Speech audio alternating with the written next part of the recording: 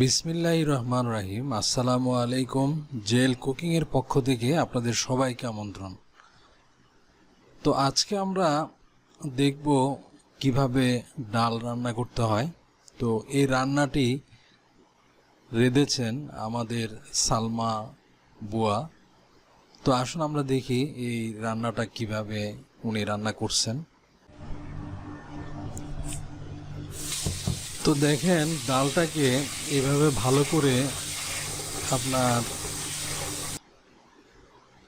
হাত দিয়ে কচলিয়ে সুন্দর করে ধুতে হবে।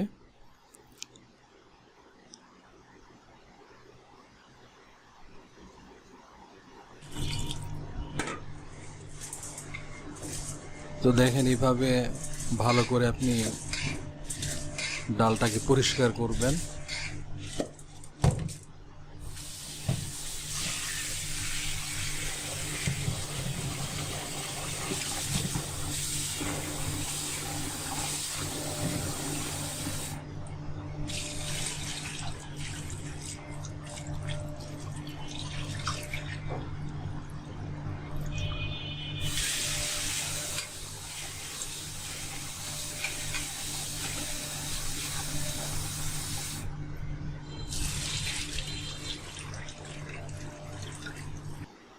তো এইভাবে কয়েকবার আপনি ডালটাকে ধুয়ে নেবেন।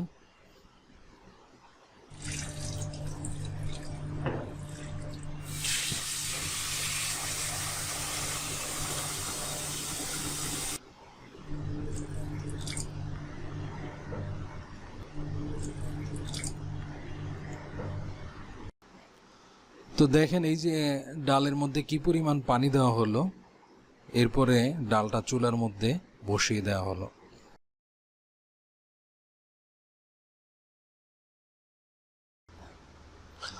ডালটা যখন এভাবে বলক আসবে, তখন উপরের ফেনাগুলো ফেলে দিতে হবে। এরপরে আস্তে আস্তে সবগুলো মশলা দিয়ে দিতে হবে।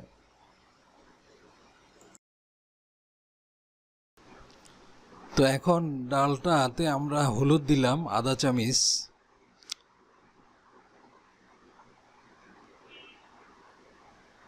তারপরে এখানে ধনিয়া দিলাম,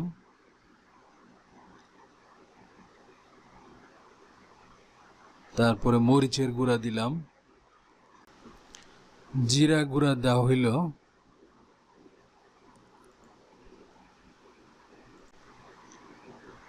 অল্প অল্প আদা এবং রসুন, আদা রসুন দিয়ে দেওয়া হইল। তারপরে এখানে কিছু কাঁচামরিচ, পেঁয়াজ দেওয়া হলো।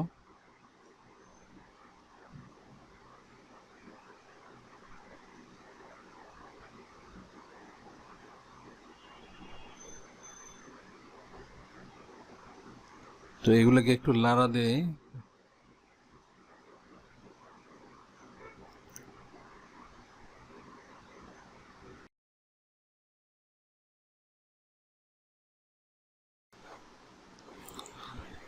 তো দেখেন, এই পর্যায়ে কিছুক্ষণ জাল দেওয়ার পরে দেখতে হবে যে ডালটা সিদ্ধ হয়েছে কিনা।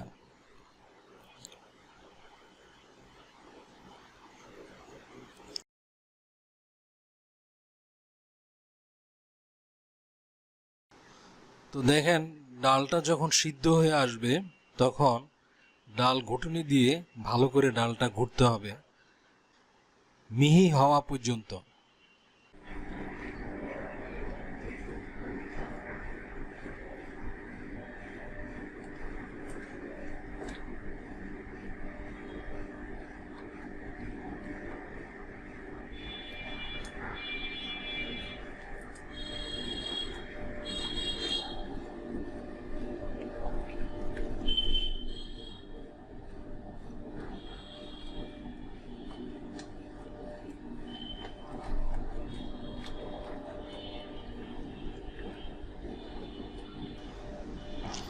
তো দেখেন, এইভাবে ডালটাকে ঘুটে মিহি করে নিতে হবে।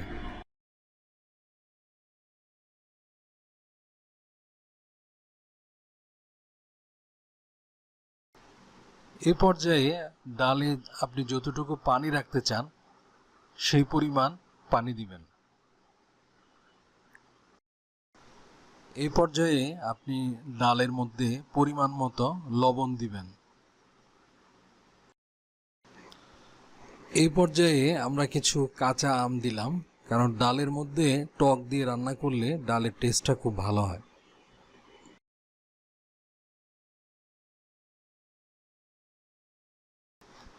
এই পর্যায়ে আপনি ডালের লবণটা কিরকম হয়েছে এটা চেক করে দেখতে পারেন। যদি কম হয়ে থাকে তাহলে আরেকটু দিয়ে দিবেন। তো যে কোনো তরকারি রান্না করার সময় একটা জিনিস খেয়াল রাখবেন, দেখেন এখানে ডালে কিন্তু বলকগুলো বড় বড় হয়ে আসতেছে।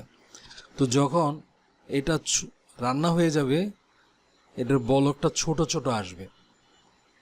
যেমন এই তরকারিটাতে দেখেন আমরা এটাতে এখন পানি দিছি, পানি দেওয়ার পরে এটার বলকটা বড় বড় করে আসতেছে। যখন তরকারিটা রান্না হয়ে যাবে দেখবেন এটার বলকগুলো ছোট ছোট আসবে। তো দেখেন ডালটা মোটামুটি হয়ে গেছে। এখন আমরা চুলা থেকে উঠিয়ে এখন বাগা দেওয়ার জন্য কড়াইয়ে বসাবো। তো ডালটা বাগা দেওয়ার জন্য রসুন এবং হালকা কিছু পেঁয়াজ দিলাম। তো সাধারণত ডালের মধ্যে রসুনটা একটু বেশি দিতে হয়।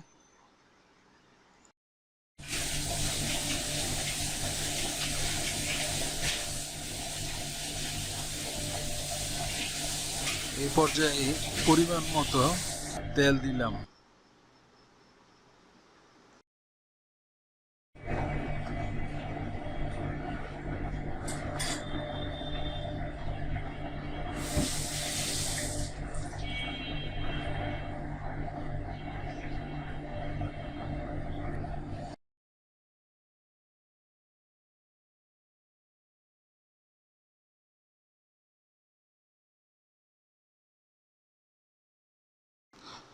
এই পর্যায়ে পেঁয়াজ রসুনগুলো লাল লাল করে ভাজতে হবে এভাবে।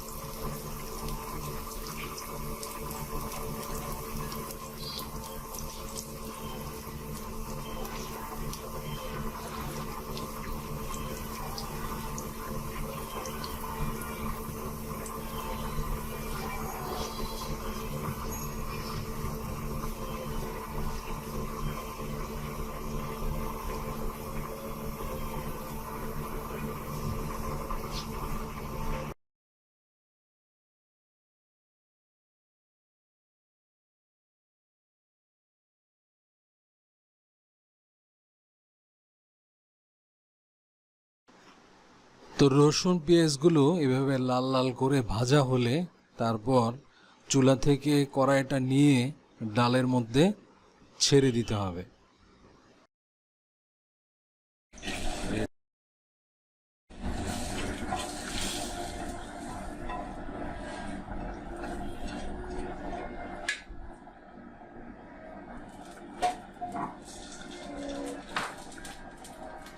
আবার ডালটাকে চুলায় বসাতে হবে, কিছুক্ষণ জাল দিতে হবে।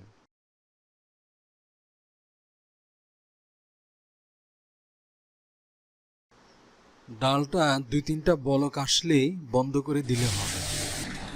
তো দেখেন ডালটা এখন হয়ে গেছে।